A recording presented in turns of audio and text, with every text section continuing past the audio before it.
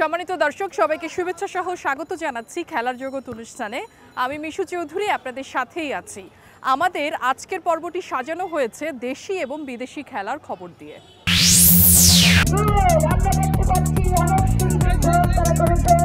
এই জেলার মাদারীপুর প্রতিবন্ধী বিদ্যালয় মাঠে অনুষ্ঠিত হয়েছে ওয়ালটন বিভাগীয় ক্রীড়া প্রতিযোগিতা 2022।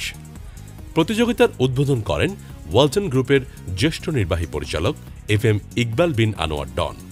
এই সময় উপস্থিত ছিলেন জাতীয় ক্রীড়া পুরস্কারপ্রাপ্ত ক্রীড়া সংগঠক ফরিদা আক্তার বেগম, জাতীয় প্রতিবন্ধী ক্রীড়া সমিতি ও জাতীয় প্রতিবন্ধী ফোরামের মহাসচিব ডক্টর সেলিনা আক্তার ও বীর মুক্তিযোদ্ধা ওয়ালি উল্লাহ মুন্সি।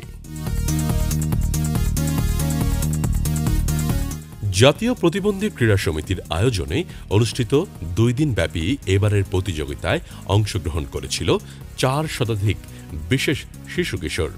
প্রতিবন্ধীরা সমাজের বোঝা নয়, ওরাও প্রতিযোগী হতে পারে। একটু সুযোগ সুবিধা পেলে অবদান রাখতে পারে সমাজের বিভিন্ন ক্ষেত্রে।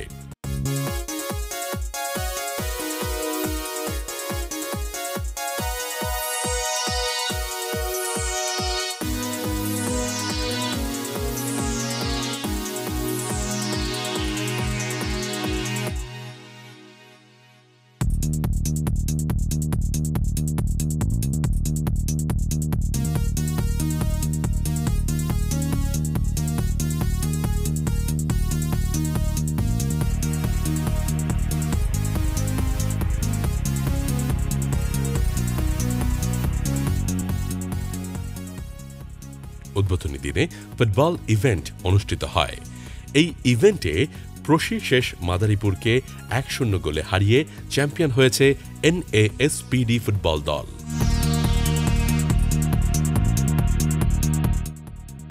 ক্রীড়া উৎসবে বিভিন্ন প্রতিবন্ধী সংস্থা, সংগঠন ও স্কুলের বিশেষ শিশু কিশোরেরা অংশ নিয়েছিল। প্যারা অলিম্পিকে যে সকল ডিসিপ্লিন থাকে সে সকল ডিসিপ্লিনে প্রতিযোগিতা অনুষ্ঠিত হয়েছে।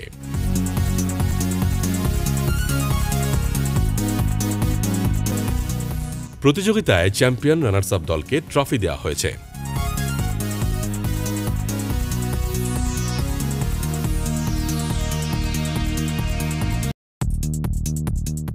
আওয়ামী লীগের সভাপতি মণ্ডলীর সদস্য ও সংসদ সদস্য শাহজাহান খান প্রধান অতিথি হিসেবে উপস্থিত থেকে বিজয়ীদের পুরস্কৃত করেন।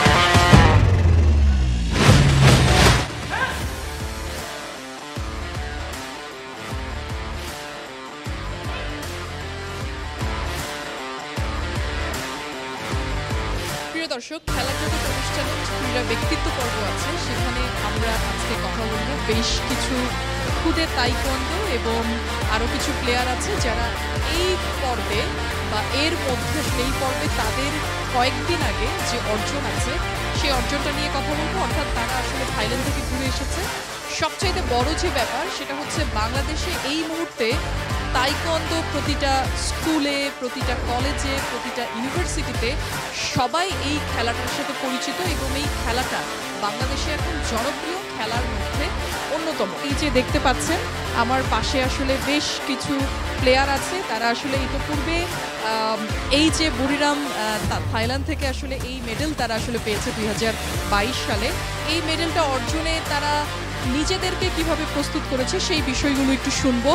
প্রথমে আপনার কাছে একটু শুনি যে সম্প্রতি তো এই ইভেন্টে পার্টিসিপেট করেছেন, সো পার্টিসিপেট করার আগে সবাই মিলে প্রস্তুতি পর্বটা আসলে কেমন ছিল, পাশাপাশি সেখানকার অভিজ্ঞতা একটু শুনি। আসলে প্রস্তুতি তো সব খেলার জন্যই দেওয়া লাগে এবং আমরা এই খেলার জন্য প্রায় 1 মাসের মতো অনেক কষ্ট করেছি। সবাই রেগুলার 2 বেলা করে ট্রেনিং করা লাগছে। আসলে অর্জনটা দেখতে যতটা সহজ লাগে, মানে তার পিছনের গল্পগুলো আসলে অনেক কঠিন হয়।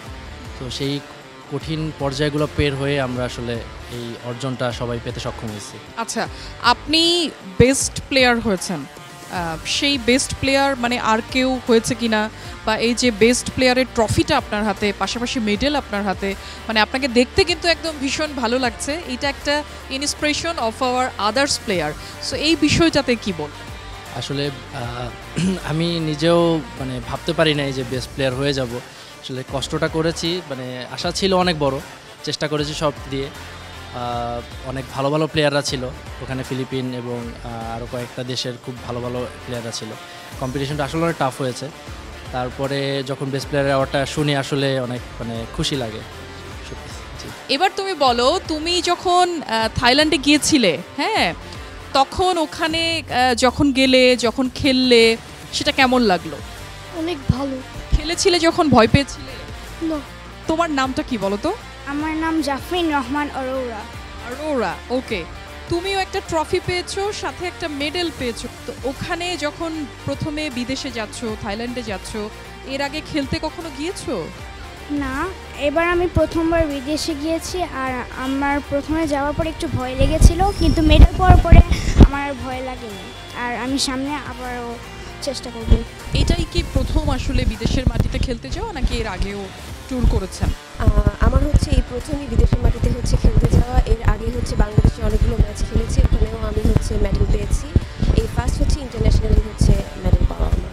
আপনার সাথে একটু কথা বলবো। প্রথমে হচ্ছে আপনার নামটা বলবেন, এবং এর আগে আপনি আসলে কোথাও পার্টিসিপেট করেছেন কিনা বাংলাদেশের ভেতরে, এবং বিদেশে কোথায় কোথায় পার্টিসিপেট করেছেন, বা এটাই প্রথম কিনা, এই বিষয়গুলো একটু বলুন।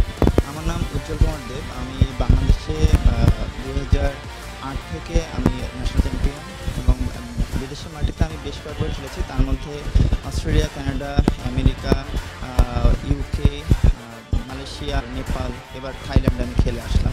এই টুর্নামেন্টটা নিয়ে একটু বলেন যে এই টুর্নামেন্টটা আসলে আয়োজনটা কবে থেকে আপনারা করছেন, বা কেমনভাবে নিজেদেরকে প্রস্তুত করেছেন, যেহেতু আপনার বিদেশের মাটিতে খেলার অভিজ্ঞতা নিঃসন্দেহে আছে, খুব ভালো মতোই আছে, এতগুলো দেশ ঘুরেছেন, আপনি খেলেছেন, এবং নাম্বার ওয়ান, সেই ক্ষেত্রে এইটা কি আলাদা কোনো কিছু আসলে আলাদা কোনো কিছু ভ্যারি করেছে?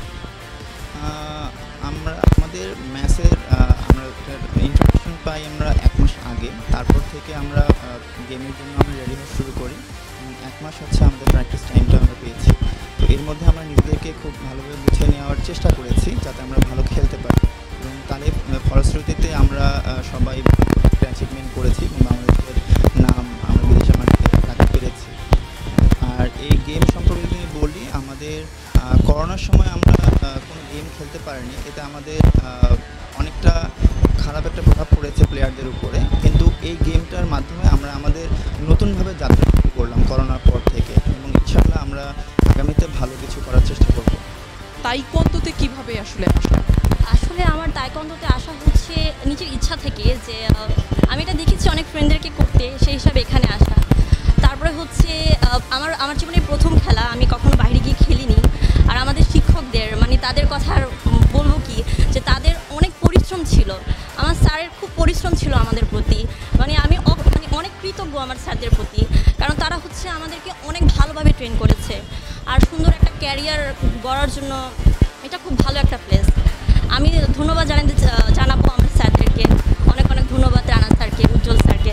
প্রিয় দর্শক, আমরা আসলে কথা বলছিলাম খুদে বাচ্চাদের সাথে, যারা কিনা এই প্রথমবারের মতো দেশের বাইরে খেলতে গেছে, এবং পাশাপাশি যারা তাইকোয়ান্ডো নাম্বার 1 প্লেয়ার, তারাও পার্টিসিপেট করেছে। কিন্তু সবচেয়ে বড় যে কথা, এই ছোট ছোট বাচ্চারা তারা যে তাইকোয়ান্ডো খেলছে বা খেলাধুলা যে তারা করছে, তার পেছনে নিশ্চয়ই একটা কারণ আছে। সেই কারণটা হচ্ছে তাদের প্যারেন্টস, অর্থাৎ এই অভিভাবকেরা যদি না চাইতো, তারা কিন্তু এই ফিল্ডে আসলে কখনোই আসতে পারতো না।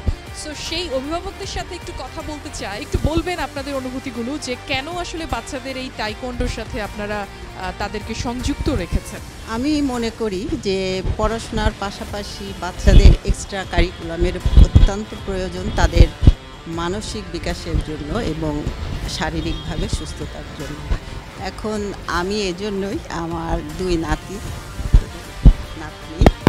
এদেরকে দিয়েছি এখানে তাইকোয়ান্ডোতে, এবং এখানে অনেক সুযোগ সুবিধা তারা পাচ্ছে। যেমন তারা রিসেন্টলি থাইল্যান্ড থেকে খেলে আসলো, এবং তারা এত ভালো খেলেছে, মানে আমাদের প্রত্যাশার চেয়ে অনেক বেশি। এই প্রথম আমার ছেলে দেশের বাইরে খেলতে গিয়েছে এবং মানে মাশাআল্লাহ ভালো একটা রেজাল্ট করছে। আমি এটাতে অনেক খুশি। আসলে পড়াশোনার বাইরে তো ওদের ফিজিক্যাল এক্সারসাইজ তেমন হয় না, যার কারণে এখানে দেওয়া। এবং স্যারকে, মাহমুদুল ইসলাম রানা স্যারকে ধন্যবাদ যে তিনি এরকম একটা ফেডারেশন অর্গানাইজ করছেন, যার কারণে ছেলেরা সুযোগ পাচ্ছে কিছু একটা করার জন্য। ঠিক এতক্ষণ যাদের সাথে কথা বলেছি তারা সবাই একটি নাম বারবার করে উচ্চারণ করেছেন, তিনি হচ্ছেন মাহমুদুল ইসলাম রানা, বাংলাদেশ তাইকোয়ান্ডো ফেডারেশনের সাধারণ সম্পাদক। যেটা শুনতে চাই যে করোনা মহামারীর পরে, এর আগেও আমরা অনেক বিষয় নিয়ে কথা বলেছি, করোনা মহামারীর পরে আসলে একদম প্র্যাকটিক্যালি সশরীরে আপনারা থাইল্যান্ড থেকে ঘুরে এসেছেন এবং এতগুলো বাচ্চা, আপনার নাম্বার 1 প্লেয়াররা সবাই আসলে ট্রফি পেয়েছে, নাম্বার 1 প্লেয়ার হয়েছে। এই যে তার আগে যে প্রস্তুতিটা ছিল সেটা সম্পর্কে শুনি। আমরা 10 দিনের মতো প্র্যাকটিস করছি। প্র্যাকটিস করার পরে আমরা প্রস্তুতি নিয়েছি যে আমরা দেশের বাইরে থাইল্যান্ডে যাব বুরিরাম তাইকোয়ান্ডো চ্যাম্পিয়নশিপ খেলতে। আমরা গেলাম, যাওয়ার পরে আমাদের বাচ্চারা আমাদের প্রত্যাশার চেয়ে অনেক ভালো করছে, কারণ এখানে এত বড় হল রুম, এত প্লেয়ার, তার ভিতরে যে আমাদের বাচ্চারা ভালো করবে কখনো আমি এত ভালো করবে আশা করি। ভালো করবে প্রত্যাশা ছিল, আমাদের আত্মবিশ্বাস ছিল। সেই জন্য আমরা 6টা গোল্ড, 2টা ব্রোঞ্জ, 1টা সিলভার পেয়েছি। সেটা সব অর্জন বাচ্চাদের, ওরা ভালো প্র্যাকটিস করছে। আমি তাইকোয়ান্ডো ফেডারেশনের প্রেসিডেন্টকে ধন্যবাদ জানাই, তাইকোয়ান্ডোর ব্যাপারে সে সবসময় সহযোগিতা করতেছে। আর করোনা ভাইরাসের পরে অফিসিয়ালভাবে বাংলাদেশ তাইকোয়ান্ডো ফেডারেশন প্রথমবারের মতো আমরা থাইল্যান্ড গেছি, টুর্নামেন্ট খেলে আসছি। আর একটা আনন্দের খবর দিয়ে আমরা আগামী 19 থেকে 26 তারিখ একটা টুর্নামেন্ট আছে নেপালে, আমরা 36 সদস্য একটা টিম যাচ্ছি। আমি আশা করি ওখানে আমরা একটা ভালো করব। এটা হলো টোটাল এটা আমাদের ক্যাজুয়াল একটা শিডিউল। বাচ্চারা যত দেশের বাইরে যাবে, যত বেশি টুর্নামেন্টে অংশগ্রহণ করবে, তত বেশি তারা ভালো করবে। এখন আসলে মেয়েরা, বিশেষ করে মেয়েদের কথা যদি বলি, তাইকোয়ান্ডোটাকে রিসিভ করছে কিনা, অভিভাবকেরা তাইকোয়ান্ডো খেলতে দিচ্ছে কিনা, এই খেলাটাকে যে রিসিভ করার যে ব্যাপার থাকে, গ্রহণযোগ্যতা, সেটা এখনকার সময়ে ছেলে মেয়ে উভয়ে প্লেয়ারের সংখ্যাটা আসলে ডে বাই ডে বাড়ছে কিনা, সেটা সংকটক হিসেবে আপনি কি মনে করেন? যদি এই জায়গাটাতে আপনি যদি আপনার উত্তর যদি হয় নেগেটিভ, সেক্ষেত্রে এইটার জন্য আসলে কি করতে হবে সেটা আপনি বলুন। তাইকোয়ান্ডোর ভিতরে কয়েকটা গুণাবলী আছে। একটা হলো ফিটনেস, সেকেন্ড কথা হলো তারা আত্মবিশ্বাসী হয়ে রাস্তাঘাটে চলাফেরার জন্য একজন নারী হয়ে সে যে কোনো চ্যালেঞ্জ মোকাবিলা করতে পারে। আর পাশাপাশি তারা এখন আপ্রাণ চেষ্টা করছে যে বেশ কয়েকজন লোক আছে, তারা করে না আমরা ভালো খেলোয়াড় হব, আমরা খেলোয়াড় হওয়ার জন্য আমরা প্র্যাকটিসে রেগুলার আসবো। এখন কয়েকজন আছে খুব এনজয় করে শেখার জন্য, আমরা ওইভাবে তাদেরকে মোটিভেট করি যে সে যাতে কন্টিনিউ করে। আর যারা ইন্টারেস্টেড ফাইট করবে, বিদেশে যাবে, ভালো খেলোয়াড় হয়, তাদেরকে নিয়ে আলাদা আমরা একটা গ্রুপ করি, আলাদা প্র্যাকটিস করি, আলাদা মডিফাই করি, তাদেরকে কেমনে ডেভেলপ করা যায়। সেজন্য আমার কোচ আছে, এবারে কোচ হিসেবে গেছিল মুসলিম মিয়া, ও ভালো করছে। আমাদের যারা প্লেয়ার আছে ওরাও খুব ভালো করছে। আমরা সামনে নেপালে একটা গেম আছে, এটাও তো ভালো করার চেষ্টায় আছি। আপনাদের সবার দোয়া থাকলে ওটাতে আমরা ভালো করতে। প্রিয় দর্শক, এতক্ষণ আমরা কথা বলছিলাম তাইকোয়ান্ডো ফেডারেশনের সাধারণ সম্পাদক মাহমুদুল ইসলাম রানার সাথে। তার সাথে কথা বলে যে বিষয়টি সবচাইতে স্পেসিফিকলি তিনি বলেছেন যে তাইকোয়ান্ডো খেলাটা একজন ছেলে বা একজন মেয়ের জন্য ঠিক কী কারণে দরকার, সেই কথাগুলোই তিনি বলেছেন। পাশাপাশি করোনা ভাইরাসের পরে এই প্রথম আসলে বিদেশের মাটিতে তারা ইন্টারন্যাশনালভাবে এই তাইকোয়ান্ডো খেলে এসেছে। যারা খেলে এসেছে তারা ট্রফি পেয়েছে, মেডেলস পেয়েছে, পাশাপাশি বেস্ট প্লেয়ার হিসেবে তারা মনোনয়ন পেয়েছে। এবং সেখানে কিন্তু তারা এই যে তাদের হাতে যে ট্রফিগুলো দেখেছি, সেই বিষয়গুলো, তাদের যে ছোট ছোট অনুভূতি, সেই অনুভূতিগুলোই আপনাদের সামনে তুলে ধরবার চেষ্টা করেছি। আমাদের প্রতিদিনের সাপ্তাহিক প্রোগ্রাম খেলার জগৎ অনুষ্ঠান আপনারা দেখে থাকেন। সকলকে ধন্যবাদ জানিয়ে শেষ করছি আমাদের আজকের খেলার জগৎ অনুষ্ঠান।